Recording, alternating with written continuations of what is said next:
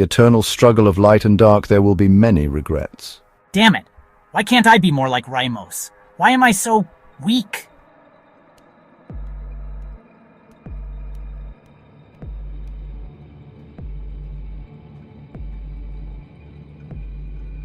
One major issue Dion suffered with, particularly at this stage of his life, was his massive inferiority complex towards his brother.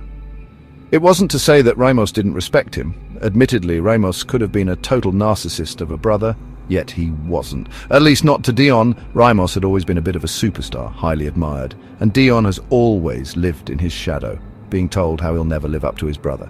Having to see his brother get everything while he got nothing is a big sore spot in Ramos and Dion's relationship. The very next morning, the brothers went outside to the courtyard. It was the first of several such mornings they would spend training with their swords.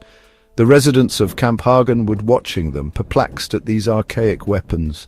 Swords had long ago abandoned in their own distant past. The idea of fighting Glordadians with swords seemed insane, but something was undeniably off with the brothers today. The camp residents who watched could tell, because usually Ramos and Dion would be speaking in their native language, but today they were dead silent and seemingly angry with each other.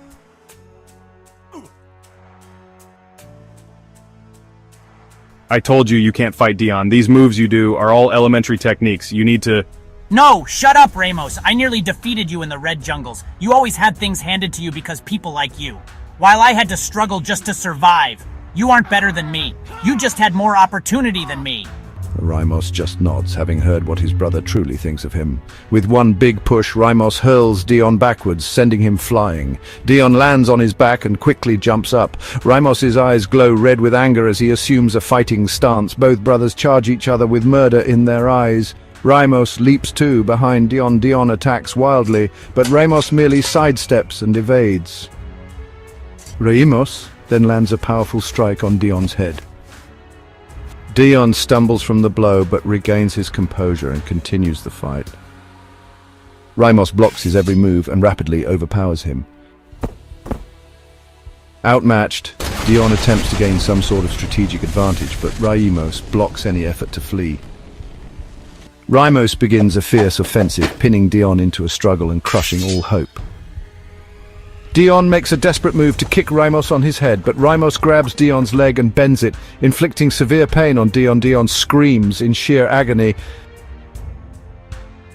Ramos disarms and slams Dion to the ground. With his sword at Dion's neck, the fight is over. Dion is spiritually crushed. The crowd is shocked, watching brothers' intense fight. Pick yourself up. Dion feels utterly defeated and his spirit is crushed.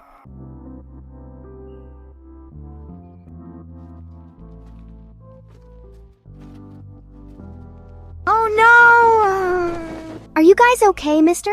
Don't worry about us. It's just a brotherly quarrel.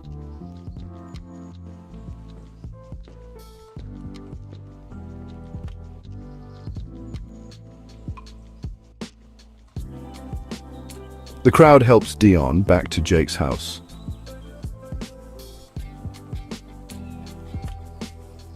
They drop him there, and Sonia walks with him inside.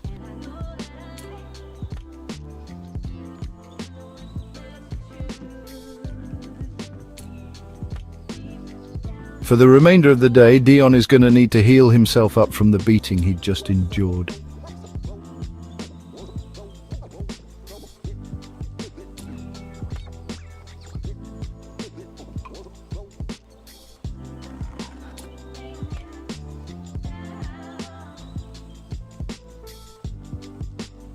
As Dion touches his swollen leg, he barely noticed Ramos come in behind him.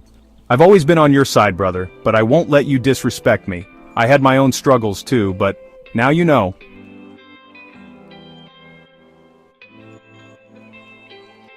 Dion silently acknowledges he'd been wrong to accuse his brother of having an easier time growing up. Everyone has their own struggles, and Ramos's are no less significant than Dion's.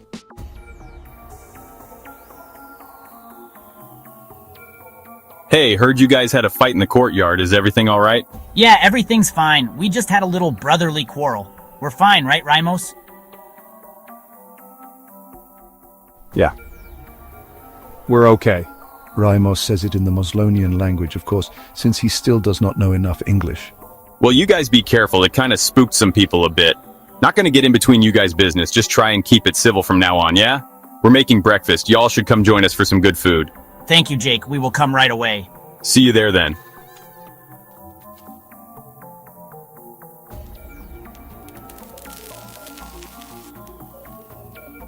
Jake takes pride in cooking this nice game meat for his family. Before the war, he was a head chef.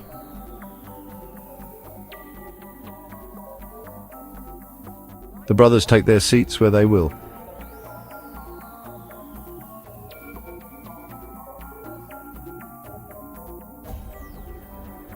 Hello, gentlemen. Hello. Ramos, say hello. Hello? It was understood that the brothers didn't know English, so Jake was making the extra effort to teach them words and phrases, allowing Dion to grasp English words with his mind reading as he spoke. Food.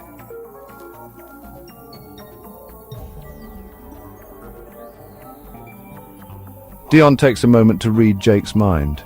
Food, eat, hungry, eat.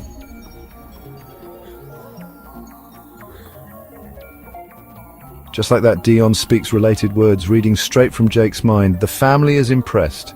You're quite helpful, brother. I try my best, brother. Jake's language lessons continue like this daily during their time at Camp Hagen.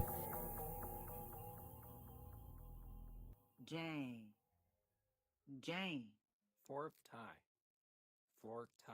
Giả giấy ngàn cổ một suốt đều với trả những cái đi cùng nào.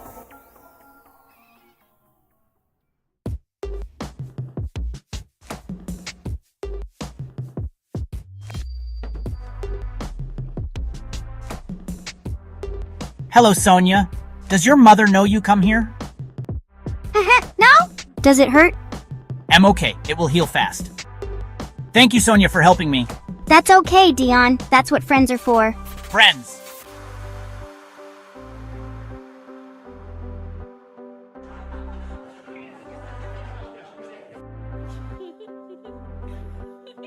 Let her be, my love. You know she'll only sneak behind your back if you forbid it.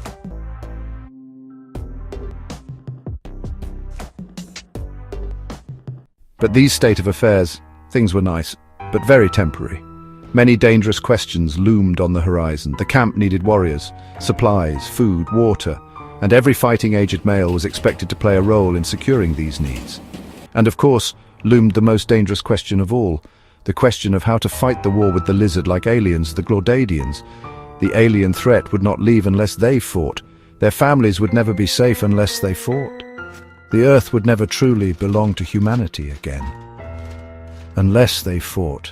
And with Earth being their new home, Ramos knew they needed to fight. It was time to stop hiding from these truths, which they'd spent the last month living one of the best experiences one could have on Earth during these dark times.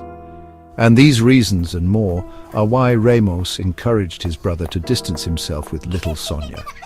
Because the bitter truth was, it was unlikely that anyone currently living in Camp Hagen would live to see the end of this war, and both of them knew it. It was time to set out and face the reality. It was time, in the eternal struggle of light and dark, there can only be war, and it was time to fight.